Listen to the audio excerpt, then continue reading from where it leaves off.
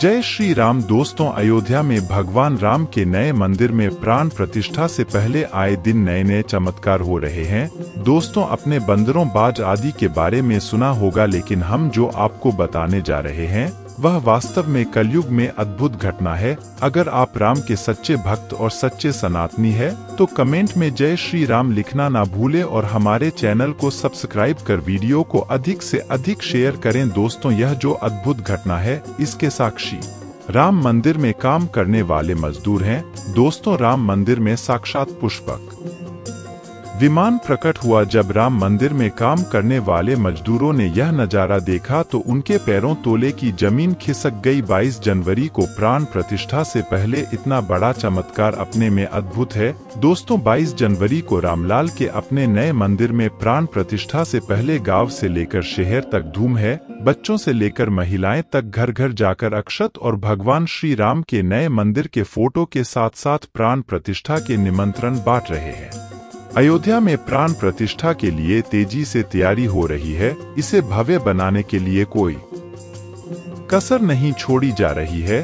पूरे देश से भव्य बनाने के लिए विभिन्न वस्तुएं अयोध्या पहुंच रही है। राम मंदिर का निर्माण कार्य भी लगभग पूर्ण हो चुका है। 80% कार्य मंदिर का पूर्ण हो चुका है। निर्माण को जल्द से जल्द पूर्ण करने के लिए मजदूर दिन रात काम कर रहे हैं। लेकिन 10 जनवरी की रात वह रात थी जिसकी किसी ने कल्पना तक नहीं की थी। इस रात को मजदूर के होश उड़ गए। जब रात्रि में सभी मजदूर अपने काम निपटाकर सो रहे थे तो उन्हें वहां एक हलचल महसूस हुई। तभी एक मजदूर सुरेश ने तंबू से बाहर देखा तो उसे राम मंदिर परिसर में कुछ पीली सी चीज दिखाई पड़ी। उसने अपने साथियों को जगाना चाहा तो कोई उसके साथ नहीं आया। जब वह हिम्मत करके राम मंदिर के परिसर में पहुंचा तो वहां का नजारा चौंकाने वाला था। वहां एक विमान उतर रहा था जिसका तेज बहुत अधिक था और वह राम मंदिर के पिछले क्षेत्र में उतर रहा था और उसका आकार मोर जैसा था। लेकिन उस विमान को कौन नियंत्रित कर रहा था यह समझ नहीं आ रहा था, क्योंकि उसका तेज बहुत अधिक था और उन्हें सामान्य आंखों से देख पाना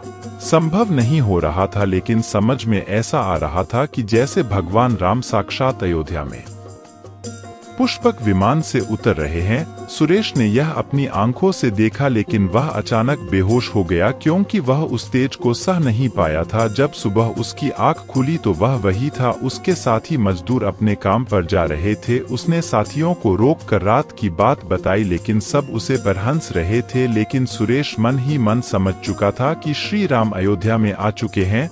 यह उसके लिए सौभाग्य था जहां उसने साक्षात पुष्पक विमान के दर्शन किए थे। दोस्तों, देश भर से अलग अलग जगह पर बार बार अलग अलग आकृति के विमान देखे गए हैं। इसका संबंध कई बार एलियन से जोड़कर भी देखा जाता है, यानी कि 10 जनवरी की रात को पुष्पक विमान देखना भगवान श्री राम का ही कोई संदेश है। लेकिन क्या वास्तव में यह पुष्पक विमान है? इसकी क्या गारंटी है? इसके लिए हमें पुष्पक विमान के बारे में जानना होगा। दोस्तों, हम पुष्पक विमान के रहस्य के बारे में आपको बताएंगे, जिसे समझकर आपको यकीन होगा कि पुष्पक विमान का अयोध्या में प्रकट होना कलयुग का सबसे बड़ा चमत्कार है। रामायण में पुष्पक विमान का जिक्र है, जिसे रावण ने अपने सौतेले भाई कुबेर से लंका सहित बलपूर्वक हड़प लिया था, जिससे रावण कहीं भी आ जा सकता था। और माता सीता का हरण पंचवटी से कर इसी विमान में लेकर लंका गया था। रावण पर जीत के बाद भगवान राम इसी पुष्पक विमान से लंका से अयोध्या पहुंचे। पुष्पक विमान आज की विमान के जैसा ही था, लेकिन टेक्नोलॉजी के मामले में आज के विमान से कहीं अधिक एडवांस्ड था। रामायण के सुंदरकांड के 7वें अध्याय में पुष्पक विमान की जानकारी मिलती है। पुष्पक विमान की आकृति मोर की तरह थी। यह अग्नि और वायु की ऊर्जा से उड़ान भरता था। इसकी तकनीकी इतनी एडवांस थी कि इसका आकार छोटा और बड़ा किया जा सकता था। कहा जाता था कि रावण इस विमान से अपनी पूरी सेना साथ लेकर उड़ान भर सकता था। पुष्पक विमान में अपने चालक की इच्छा के अनुसार गति पकड़ने की शक्ति थी। यह मन की गति से भी उड़ान भर सकता था।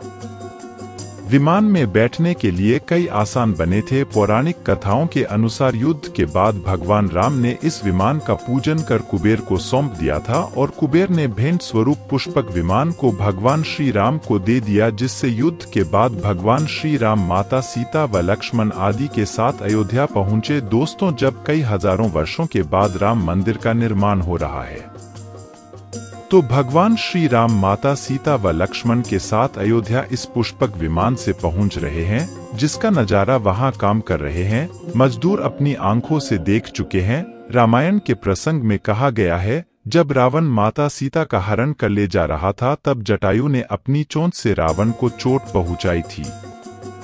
उस समय रावण पुष्पक विमान में ही था। उसके बाद रावण ने तलवार से जटायु को लहूलुहान कर दिया था और जटायु घायल जमीन पर गिर गया था। जब भगवान राम सीता माता की खोज में पेड़ पौधों पशु पक्षियों से पूछते जा रहे थे, तब रास्ते में घायल जटायु से मुलाकात होती है।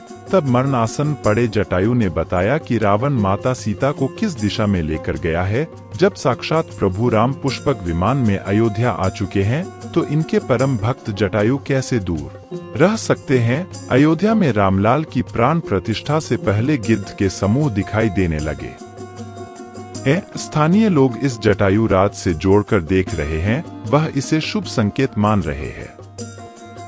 दोस्तों, इसी प्रकार पिछले कुछ दिनों से अयोध्या में बंदरों की संख्या बढ़ी है, जिसे स्थानीय लोग प्रभु राम की वानर सेना से जोड़ रहे हैं। इसी प्रकार के नित नए चमत्कार अयोध्या में हो रहे हैं।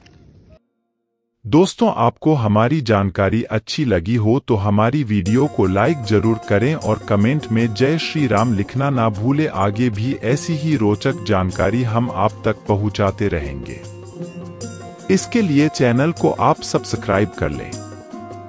दोस्तों, अभी के लिए जय श्री राम।